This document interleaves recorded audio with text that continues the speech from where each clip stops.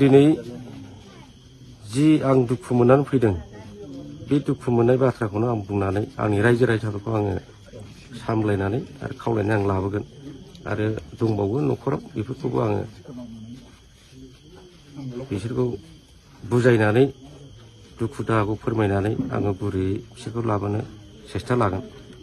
नांगोलावनो भट होनांगोन होननानै आं खावलायगोन आरो खावलायनो आगोलनिफ्राय खावलायबोगासिनोखा दा जागायजेननायनिफ्रायनो बिपिएफनि जा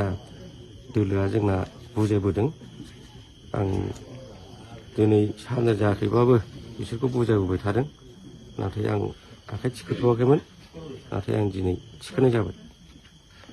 आं फैनाया जाहैबाय बेनो जाहैबाय माने जों जागायजेननायनिफ्राय लानानै जों इसिबां माने खस्थ' खालामनानै जों इउपिफोरखौ देरहाबोबाय आरो माखासे गोबां सेंग्राफोरखौ लानानै जों माखासे गोबां खामानि मावनायावबो जों जेबो मोन्थाय गैयैयाव जों रायजो राजा रावखौबो सिनायथि रावखौबो सिनायनो मोनैखाय आरो जोंखौ नेवसिजानायखाय जोङो दिनै नैबे इउपिपिएल दोलोखौ नागारनानै जोङो नैबे बिपिएफ हान्जायाव जों दुखु मोननानै फैनाय जाबाय आरो दंबावो माने गोबां मानसि फैबावगौमोन नाथाय सम थोयैखाय बिसोरो फैनाय जायाखिसै दा जोङो नैबे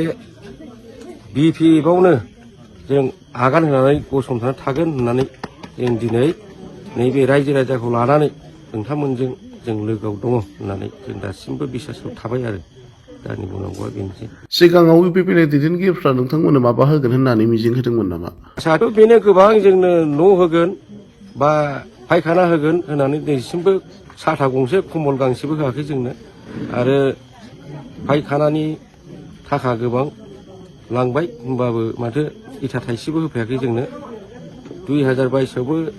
जोंनो न' गंसे दं होनना बुंदोंमोन बेबो गैया दा जोंखौ सिनायजानो मोनै लामायावबो इउपिपिएलनि होननानै जों रायज्लायजायैयाव जों दिनै नागारनानै फैनाय जाबाय।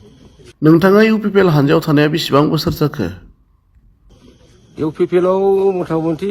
आङो माबानिफ्रायनो भट कार्ड मोनजेननिफ्रायनो दङ होननानै बुंजायो एबसुआव मावबाय आरो जि नैबे मा होनोमोनलाय बिसिडिआर आरो इउपिपिएल बेयाव गासिबावबो दंजोबोमोन नाथाय आं बेखौ गासिबो दुखु मोननानै गारनानै फैनाय जाबाय। मैं আজি बिफाव आइसे हदौस ओइ गाँव मानु बिलाक मैं दाखाया इमान आमार लोगों योगदान करेছে मैं सारत धन्यवाद दूं और सार जितिब और सारे आमार करने काम करिब मैं ए आगत मैं आइजे बेल्टी केमन मैं भात पाको मानु मैं भात पाकाছে बेल्टी केमन तारमाने ए फरेस्ट केमन আছিল ना ताते मैं भात पाकाছে आए बिला सार बिला आमा कइसे ता नवीन इस्लारी তুমি ভাল কাম কৰি মই ভাল কাম কৰিছিলো কেতে মোক ইমান দি ঢাকা লাগাইছে এই কাৰণে মই আজি সব উল্টি কৰিয়া মই আজি হদৌ ৰাইজ ৰাজাক মই আনিলম আজিৰ পৰা আমাৰ হদৌ মানুহবিলাক মোৰ লগতে আছে बिपिएफ लोग यो बेलुका आएको समयमा तपाईहरु हाम्रो बिपिएफ दललाई जगदान गर्नुभएको छ। अब यो अब ठोका गरमको घरमा तपाईहरु हाम्रो बिपिएफ दललाई योगदान गर्नको लागि हामी बिपिएफ दलमा युपिपिएल देखि योगदान गरेको छ। अब तपाई भाइहरुलाई कुनै कारणले जबरजस्ती गरेर हाम्रो बिपिएफ दलमा पोस्नु यस्तो यस्तो दिन्छु भनेर यस्तो भनेको छ क्या भाइ? यस्तो त कुनै कसैले पनि हामीले यस्तो दिन्छु हजुर त्यस्तो दिन्छु त्यस्तो गर्छु त भनेको छैन। हजुर तपाई हाम्रो इच्छाले आको हजुर हाम्रो इच्छाले आको हजुर हाम्रो इच्छाले आयो हामी सबैजना भेला भयो अनि हाम्रो इच्छाले मनले आको कसैको करले आको हैन।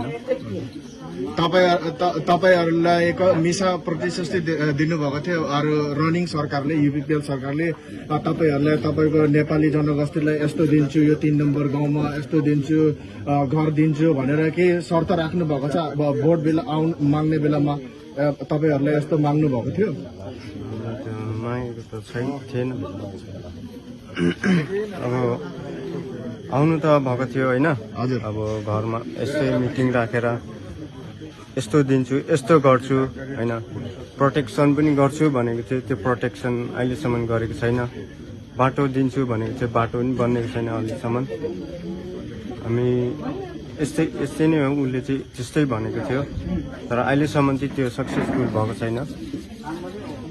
उहाँहरूले युपिपिएल सरकारले सरकारमा बसेर तपाईँहरूलाई एकखेप तपाईँहरूको दुख सुख जान्नुको लागि तपाईँहरूको गाउँमा एकखेप फेरिङ्गा सर एकखेप आइदिनु भएको छ छैन आउनु भएको छैन आउनु भएको छैन आउनु भएको त्यही भएर मनमा दुःख लागेर तपाईँहरूको गाउँको तपाईँको बोडो समष्टि नेपाली समष्टिहरू आएर चाहिँ हाम्रो बिपिएफ दललाई योगदान गर्नुभएको छ होइन भाइ हजुर धन्यवाद छ तपाईँलाई